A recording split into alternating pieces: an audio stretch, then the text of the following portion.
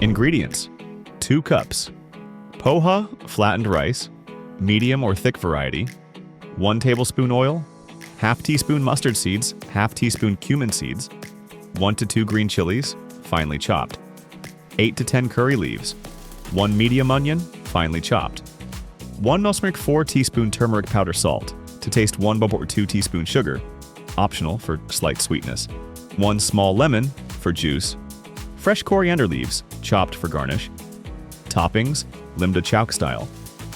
Nylon Sev pomegranate seeds. Roasted peanuts, optional.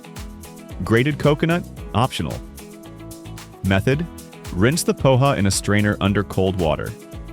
Let it sit for 5 to 10 minutes to soften. Fluff gently with a fork. In a pan, heat oil and add mustard seeds. Once they crackle, add cumin seeds, green chilies, and curry leaves. Add chopped onions and sauté until they're translucent. Sprinkle turmeric and mix well. Add sugar and salt. Add the soaked poha and mix gently to coat with the masala.